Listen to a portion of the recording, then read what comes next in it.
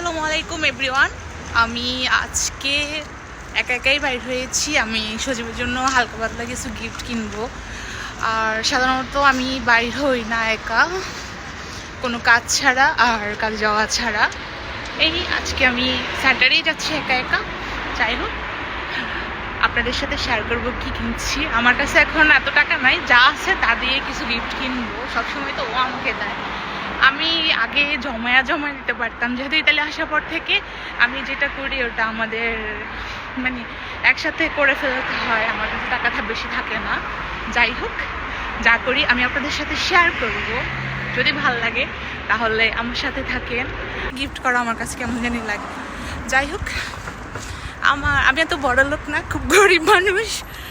আমি গরিব মানুষ, দেখি কি করতে পারি ওর জন্য। টুকটাক গিফট দিই। আমরা হাজব্যান্ড ওয়াইফ থেকেও ফ্রেন্ড বেশি, অনেক বেশি কামছাকামছি করি, আবার অনেক বেশি লাভ করি, অনেক বেশি বন্ধুসুলভ। এটা ও একটু নিরিবিলি থাকে, আমি একটু চঞ্চল। যাই হোক, এটা সবাই বুঝে যে একজন একরকম হয়। আমি যাচ্ছি, একাই যাচ্ছি। আমি একা হয়তো এমনি বাইর হই না, কারণ আমার ভয় লাগে একা বাইর হইতে। মাঝে মাঝে ভাঙকারে যাই, তাও সজীবের জামা কাপড় কিনতে। আর এমনি আমি বাইর হই না, সজীবের সাথে বাইর হই, কাজ ছাড়া বাইর হই না। আজকে একা একাই সেন্টারে যাচ্ছি।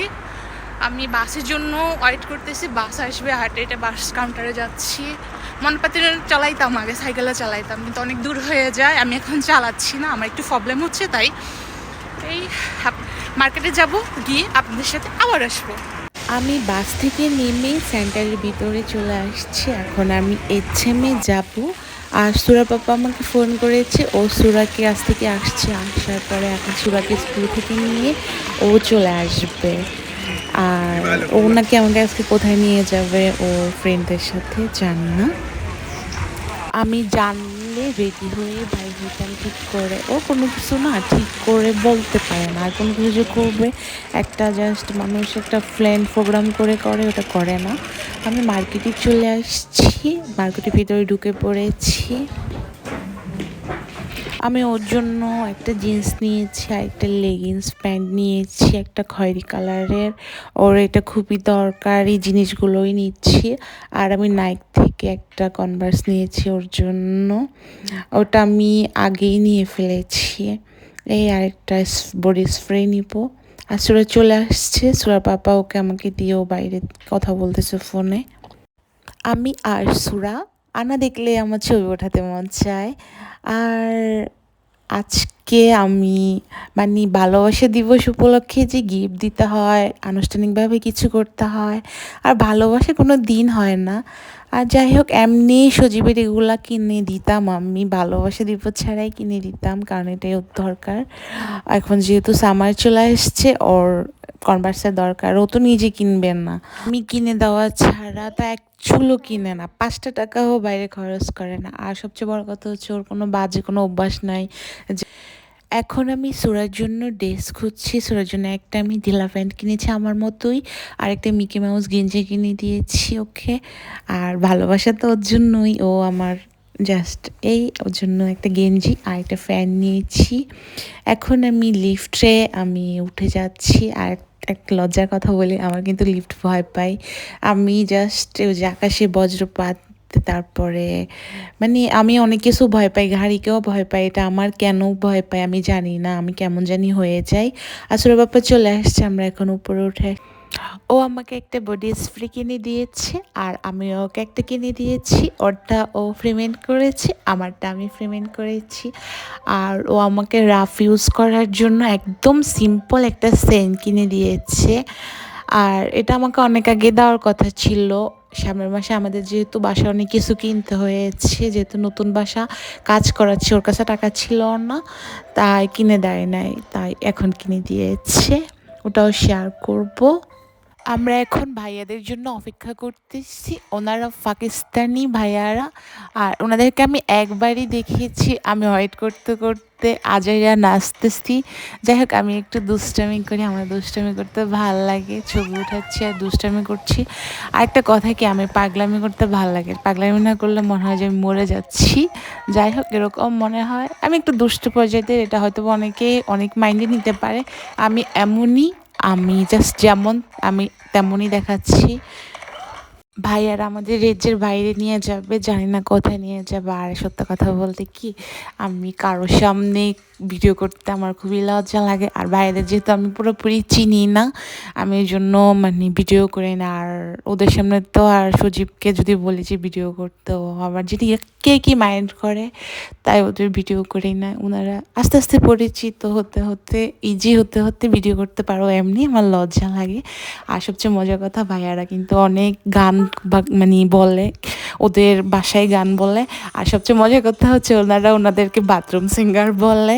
মজা পাবেন, আপনারা দেখতে থাকেন। আমরা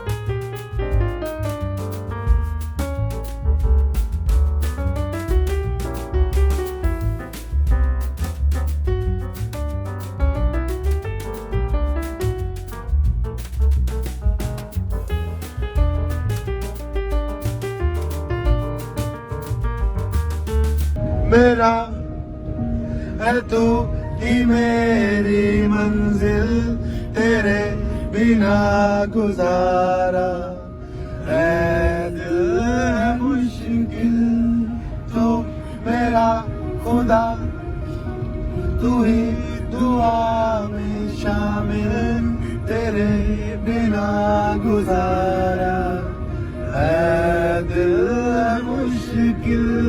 मुझे आजमाती है तेरी कमी, मेरी हर कमी को है तू लाज़मी, जुनून है मेरा बनूं मैं तेरे काबिल, तेरे बिना गुजारा है दिल।